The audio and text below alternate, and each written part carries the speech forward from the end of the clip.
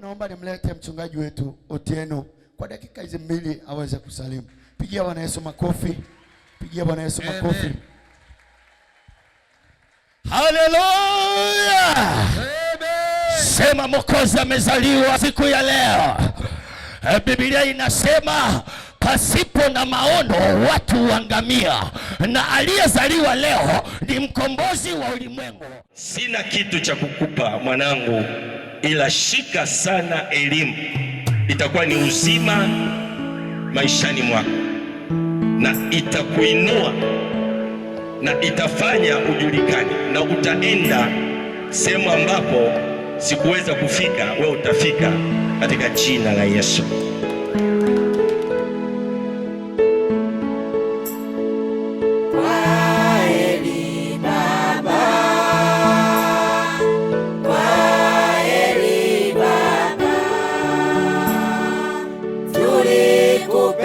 Sana umetuachana majonzi.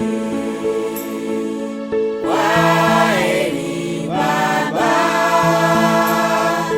kwaheri baba, tulikupenda sana, umetuachana majonzi.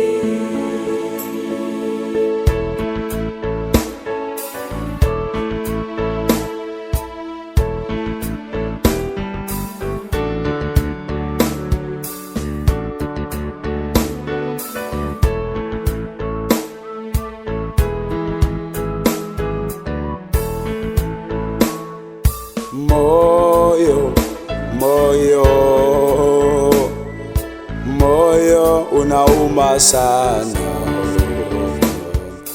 kamwe hutosahulika, umetuacha na majonzi.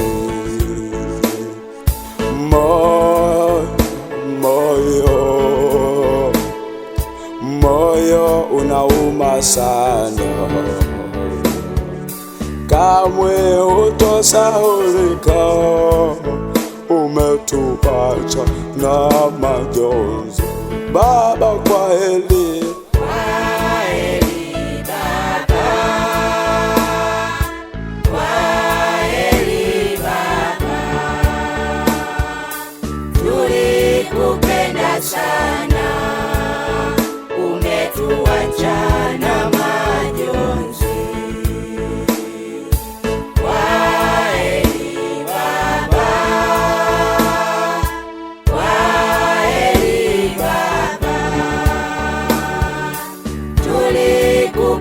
Sana umetuachana majonzi.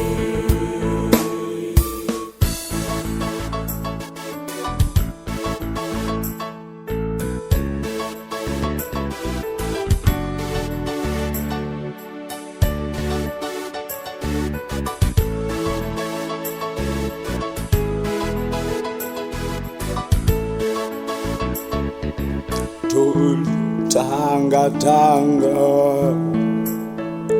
kutafuta Mungu wa kweli, ukatuonesha Mungu, tukamfuata Mungu wako. Tulitanga kutafuta Mungu wa kweli, ukatuonesha Mungu Baba, tukamfuata Mungu wako. Baba kwaheri, kwaheri baba, kwaheri baba, tulikupenda sana, umetuachana majonzi.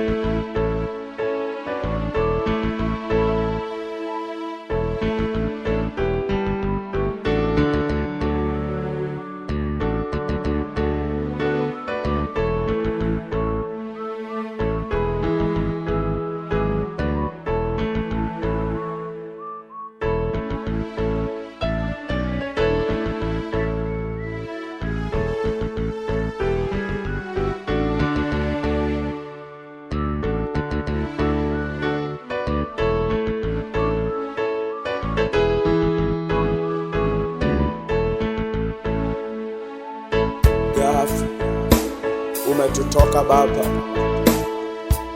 ghafla umetuacha. Ni heri ungetuaga tujue mapema Baba. Ghafla umetutoka, ghafla umetuacha Baba. Ni heri ungetuaga tujue mapema Baba. Baba, kwa heri. Kwaheri Baba, kwaheri Baba, Kwaheri Baba, tulikupenda sana. sisi ni watoto wako wa Tabora, tukikumbuka ahadi yako uliyotuambia ya kwamba utakuja Tabora kutuona. Ghafla tunasikia umetutoka Baba. Tunaomba tu uko uendako, kumbuka kazi ambayo imeanzishwa Tabora, ukatubariki tuendelee na hiyo kazi na makubwa yafanyike kupitia Yesu ambaye umetupatia, kupitia Yesu ambaye umetupatia. Tunaamini atatusaidia. Nenda ulale salama baba yetu Timothy Otieno yao. Kumbuka na ujue ya kwamba tunakupenda, hatuwezi kukusahau, katika jina la Yesu. Amen. Amen. Lala salama baba. Lala salama. Lala salama. Lala salama. Mchungaji Timothy Otieno yao. We love you so much. Rest in peace, Papa. Oh.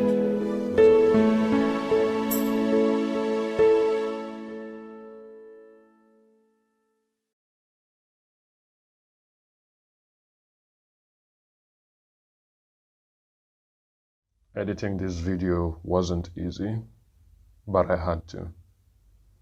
This was my father's vision for my life, and I remember him telling a congregation of hundreds of people that I was going to study and work in France at a time when I hadn't even written my motivation letter. I eventually sent in my application, got accepted, and I called him to share the good news. He was happy, and I was moved by his stunning faith. Going to a different country, far from home, requires a lot of preparation, and I recall he was there every step of the way to ask how I felt and generally how everything was going. Days turned into weeks, and weeks into months, and before I knew it, it was only 1 week left to my departure. That one horrific week. I was in Nairobi, Kenya, and my dad was in Dar es Salaam, Tanzania. He and my mom had been planning a farewell party for the 26th of September and had even sent out invites. I was to leave Kenya for France the following day. Everything was set and my father was on his way. If everything went according to plan, he was to arrive in Kenya on the 20th of September so we could have some family time. However, on the 19th of September, I received a message out of nowhere that my dad had been involved in an accident, a hit-and-run accident, and had been rushed to the hospital. I didn't want to think it was serious, but words like CT scans, X-rays, and surgery started to pop up, and that gave me chills. I jumped on a bus the following day to go and be with my father. On my way, I learned of his passing, and since that day, life has never been the same.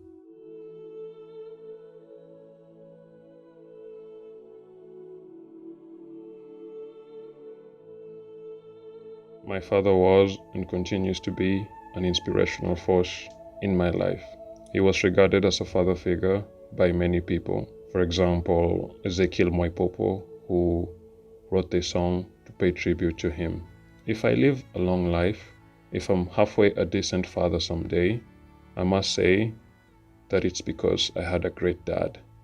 My father was a leader, teacher, preacher, and most of all, What filled his heart with the most pride was his role as a loving dad and husband. As a kid, he'd take me to the agricultural shows in Kisumu, Mamboleo. I remember all those moments we'd go out shopping together, and he'd keep calling my mom just to make sure he'd bought everything. He'd wake us up to go to school and give me pocket money every day. He wanted to make our childhood as comfortable and way better than his was. He never failed to send me Bible verses every day. My dad gave every last breath of himself to whatever he was doing, whether it was in business or in ministry. He manifested true faith and passion. Together with my mom, they worked hard to put all the three of us, Nora, Shalom, and I, through school.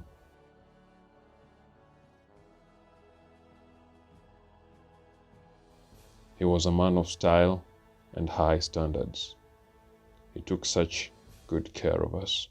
Dear Dad, it's been a while and I continue to be devastated over your loss. I hurt every day when I think of all these wonderful moments we could have shared together. It pains me to my core that you won't be here to see Nora graduate or walk down the aisle or to see your grandchildren grow. All these moments in France have your name written all over them. This was your vision for my life, and I wish you didn't have to miss this. I must say that when you passed away, a piece of me died. I quite can't put a name to it, but I know our lives changed. Thank you for believing in me, even when I didn't believe in myself. You are a good dad. You always taught us to look out for the positive in every bad situation, and I've tried to come up with something positive from what happened to you, but there isn't much. I can only be grateful for the time I had with you and the time I have left with Mom, Nora, and Shalom. It hurts, but we will keep standing and we will keep moving. I will always remember your final words, and we will not be afraid. Rest in peace, my friend. Until we meet again.